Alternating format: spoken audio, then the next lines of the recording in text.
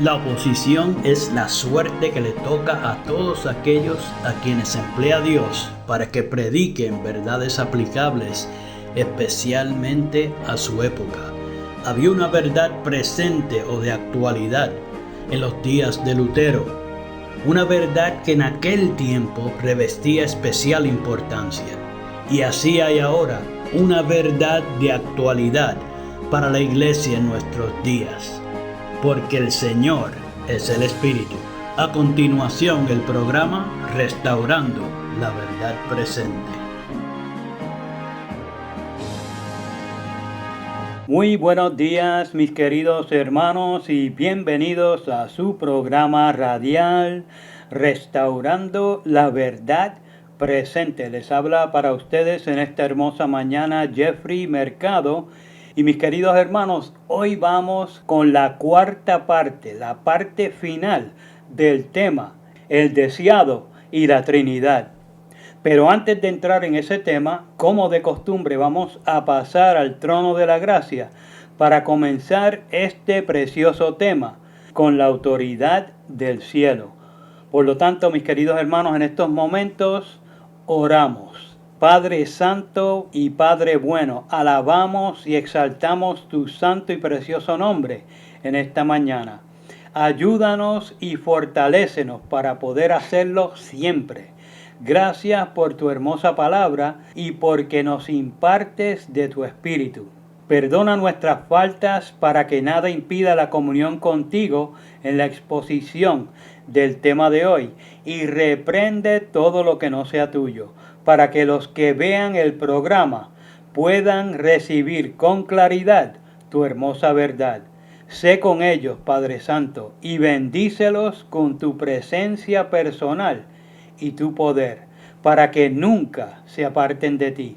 Protégelos con tus santos ángeles y súpleles sus necesidades físicas y espirituales. Ayúdalos, Padre, a comprender que Elena nunca se hizo trinitaria. Y Padre, que puedan presentarlo a los hermanos también con claridad. Ayúdalos a brillar en ti ante los ojos del mundo, que muchos puedan venir a ti por el testimonio vivo de ellos, a los pies de Cristo nuestro Redentor. En el nombre de Jesús te lo pedimos. Amén. Gracias, Padre. Bien, mis queridos hermanos, reciban todos un caluroso saludo de parte de este ministerio y ahora sí podemos entrar en tema.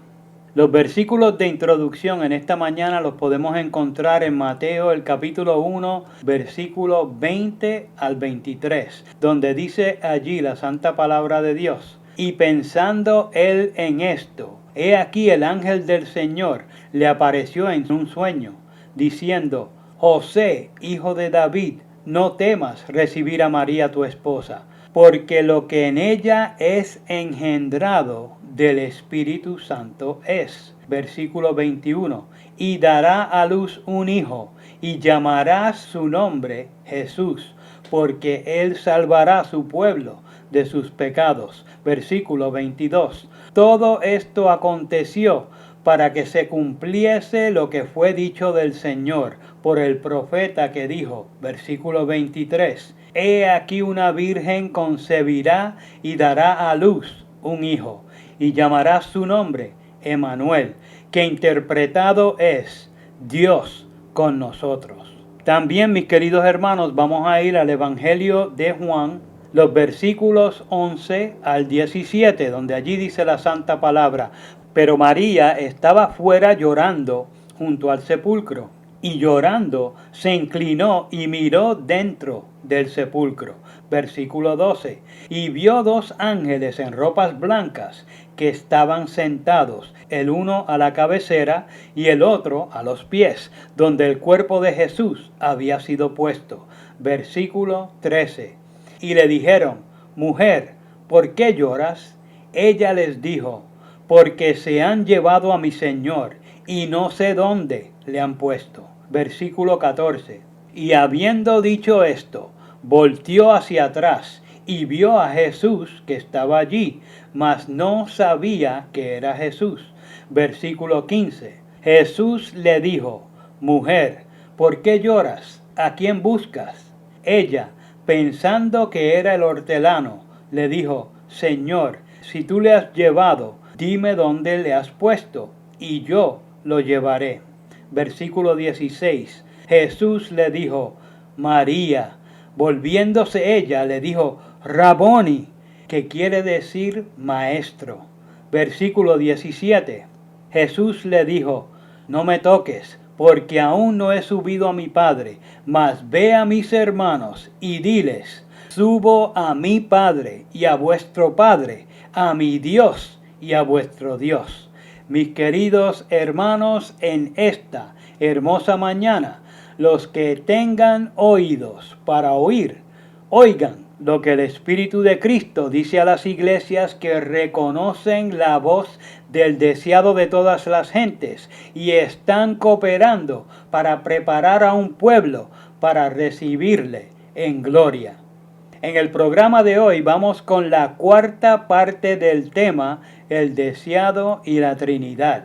Pero antes de entrar en la temática en discusión, quisiera comenzar el programa de hoy felicitando a los hermanos que se dieron a la tarea de buscar y compartir conmigo citas no trinitarias del libro El deseado de todas las gentes, de Elena G. de White.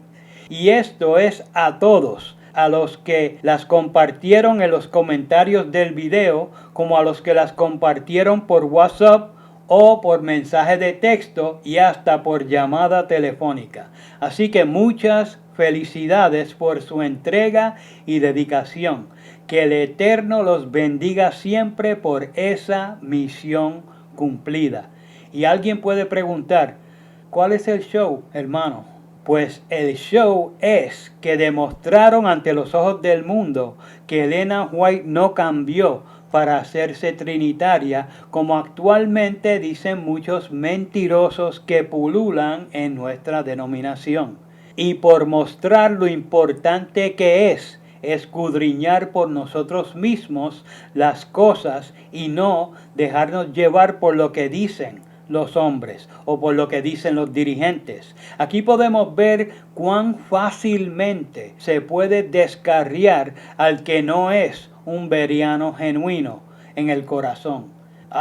Porque como lo dijo el doctor de la ley, y él sí que sabe, porque estuvieron casi 15 minutos presentándonos su resumen antes de que él tuviera la palabra, que lo que faltaba era que nos postráramos ante él en señal de pleitesía. Pues mis queridos hermanos, esa metodología es satánica. Si el hermano común estuviera leyendo los libros de la sierva del Señor por sí mismo, a solas con Cristo y sus ángeles, no estaríamos rodeados de tantos engañados que permiten que otros piensen por ellos. Una norma que nos fue dada para comprender los testimonios es la siguiente, y la tuve que traducir del inglés porque en español la cita la adulteraron.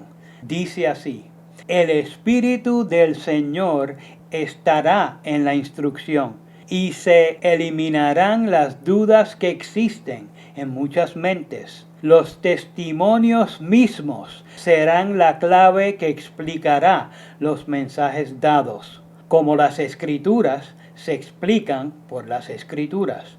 Mis queridos hermanos, esa hermosa y poderosa cita la pueden encontrar en Mensajes Selectos, el tomo 1, la página 47, el párrafo 5. No voy a explicar las razones por las que adulteraron esta cita, sino lo que nos está diciendo esta cita a las claras. Y esto solo puede suceder si entendemos correctamente quién es el Espíritu. Porque si piensas que el Espíritu es otro ser y no lo que Pablo dice, que el Señor es el Espíritu, pues entonces el otro ser te va a confundir. Pero noten cómo dice la cita: el Espíritu del Señor estará en la instrucción. Y luego da a entender que para comprender los testimonios debemos compararlos con los testimonios, de la misma manera que se hace con las Sagradas Escrituras. Esto fue lo que cambiaron en la traducción al español. Pero esto no debe sorprendernos, porque el que inspiró a Moisés también inspiró a Elena White. O sea, que lo que se hace con las Sagradas Escrituras también se debe hacer con los testimonios, porque Dios no cambia. Por lo tanto, el profeta tampoco puede cambiar. Lo que a las claras desmiente a todos estos embusteros que han dicho que Elena White cambió de no trinitaria a trinitaria cuando escribió El deseado de todas las gentes. Porque ni el Padre ni el Hijo cambian. A otro perro con ese hueso. Ahora, volviendo a la temática de hoy, les dejo saber que podríamos haber hecho 10 partes más de este tema, porque El deseado es un libro de 700 y pico de páginas, pero el propósito era que se viera la pura verdad y que no hubiera lugar a dudas. Y mis queridos hermanos, tengo que decir que creo que ese objetivo se ha logrado con estos programas. Así que continuemos entonces con las evidencias no trinitarias en el deseado. Como me decía uno de los hermanos que me compartió algunas citas, hasta en la misma primera página del capítulo 1 del deseado, titulado Dios con nosotros, podemos ver que Elena no cambió. En el siguiente párrafo veremos una de las mejores explicaciones de la sierva del Señor y está 100% expresada en el contexto no trinitario. Y dice así: al venir a morar con nosotros, Jesús iba a revelar a Dios tanto a los hombres como a los ángeles. Pausa. Esto fue necesario porque los hombres no han visto a Dios y porque el enemigo había puesto en tela de juicio los propósitos del Dios Altísimo entre la hueste angelical del cielo. Continúa la cita diciendo: Él era la palabra de Dios, el pensamiento de Dios hecho audible. En su oración por sus discípulos dice: yo les he manifestado tu nombre, misericordioso y piadoso, tardo para la ira y grande en benignidad y verdad, para que el amor con que me has amado esté en ellos y yo en ellos. Mis queridos hermanos, esa poderosa cita no trinitaria la pueden encontrar en El deseado de todas las gentes, la página 11, el párrafo 2. Y aquí Elena presenta una idea clara y sencilla, pero que es de suma profundidad. Y el concepto que ella utiliza, que es bíblico, solo se puede dar entre dos. Cristo es la palabra de Dios y todo el mundo sabe eso. Pero al presentarlo como el pensamiento de Dios hecho audible, nos brinda una imagen que muchos no habían considerado, que vale más que 1000 palabras. El pensamiento, mis queridos hermanos, se lleva a cabo en nuestra mente, y esto de por sí es muy significativo. El apóstol Pablo utilizó la palabra que usó Isaías en hebreo en el libro del profeta Isaías, en el capítulo 40, el párrafo 13, donde dice: ¿quién enseñó al Espíritu de Jehová o le aconsejó enseñándole? Noten, aquí la palabra que Isaías usa para espíritu es la palabra ruach. Y cuando Pablo alude a lo escrito por Isaías, él traduce la palabra ruach al griego utilizando la palabra nous, que quiere decir mente. Esto lo vemos en 1 Corintios capítulo 2, versículo 16, donde Pablo nos dice: porque ¿quién conoció la mente del Señor para que le instruyese. Mas nosotros tenemos la mente de Cristo. Alabado sea su santo nombre. Este versículo es netamente no trinitario y demuestra quién estaría en nuestra mente, que sería Cristo y no otro ser. Pero en el concepto presentado por Elena de la palabra y el pensamiento, también solo hay dos. Cristo es la palabra hecha audible, o sea, la revelación de Dios, pero Dios es el pensamiento, la fuente de lo revelado. Esto es lo que sucede en efecto en el ser humano cuando pensamos y luego cuando articulamos las palabras audiblemente.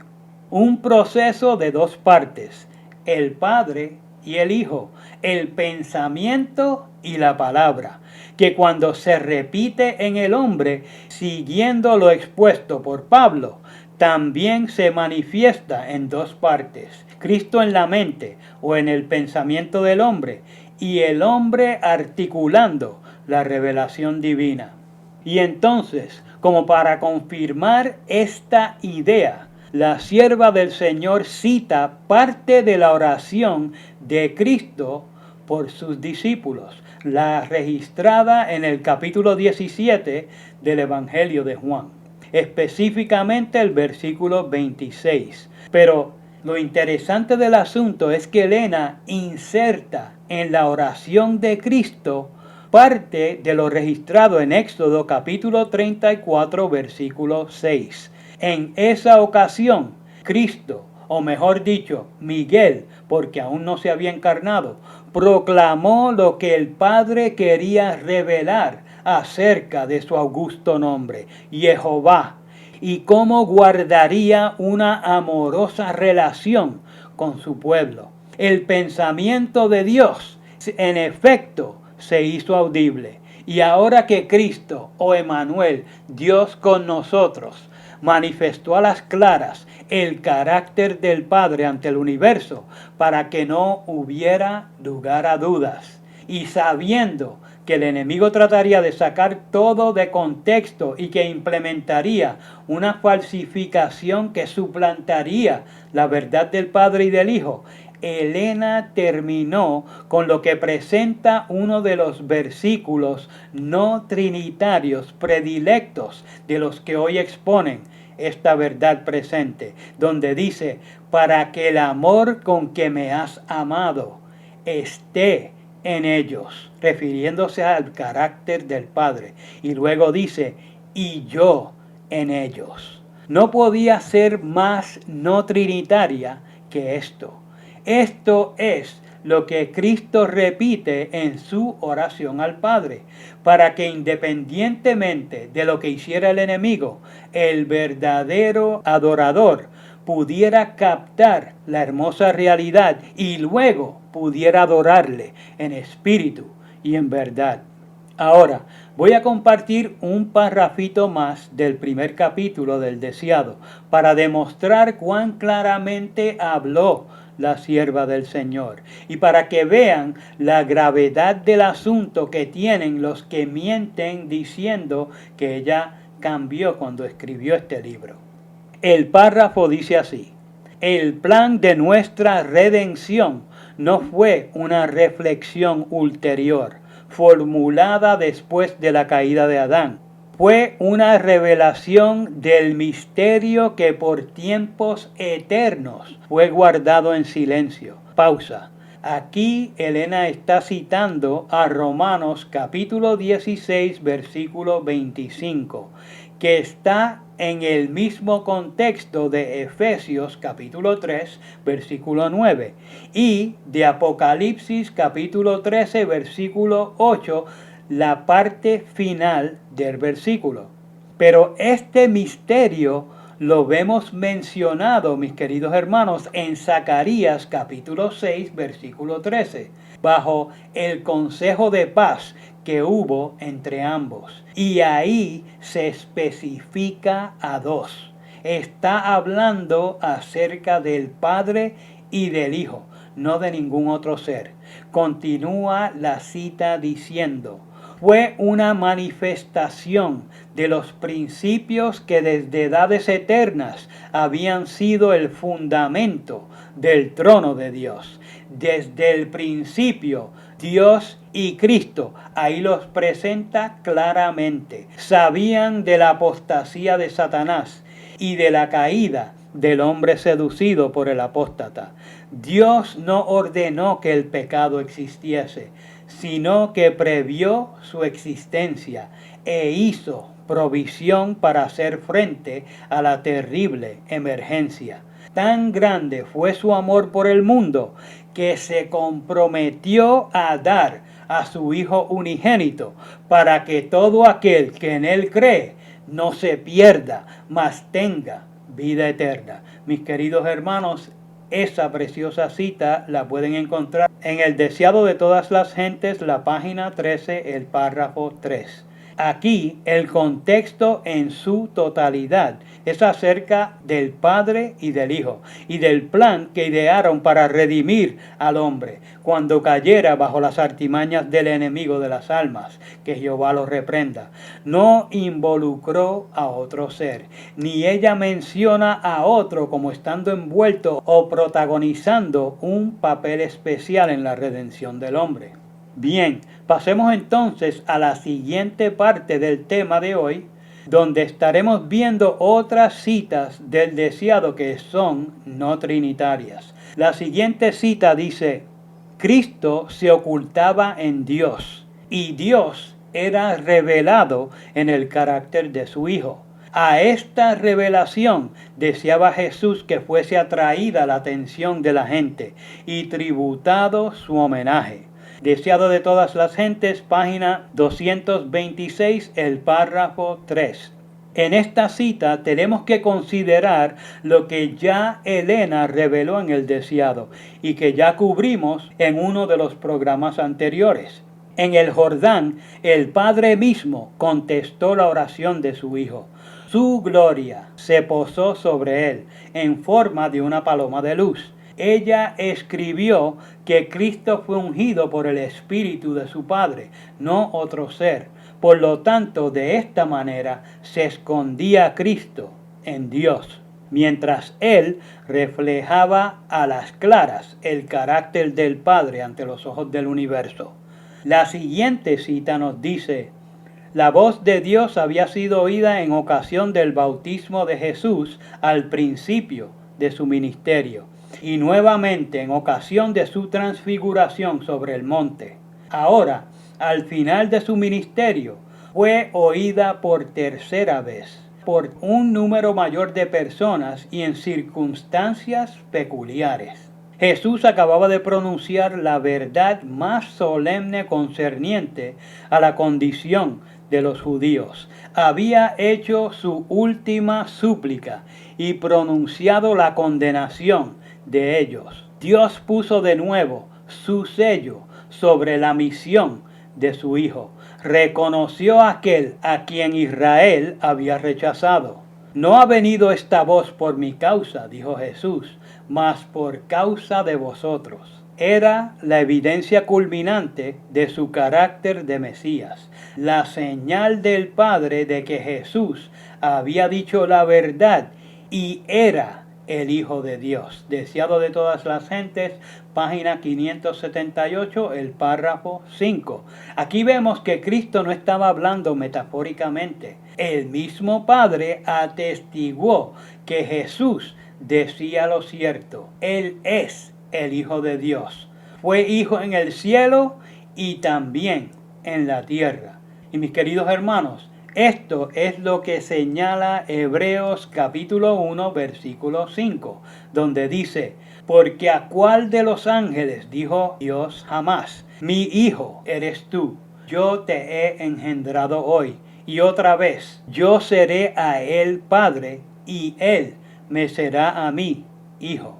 Pero tristemente, mis queridos hermanos, el Trinitario dice: ni para allá voy a mirar. Y por esa testarudez se va cauterizando su conciencia y persisten en negar la verdad del Padre y del Hijo. Ahora, la siguiente cita nos dice: pero ahora, con su propia voz familiar, Jesús le dijo, María. Entonces supo que no era un extraño el que se dirigía a ella, y volviéndose, vio delante de sí al Cristo vivo. En su gozo se olvidó que había sido crucificado. Precipitándose hacia él, como para abrazar sus pies, dijo, Raboni. Pero Cristo alzó la mano diciendo, no me detengas, porque aún no he subido a mi Padre.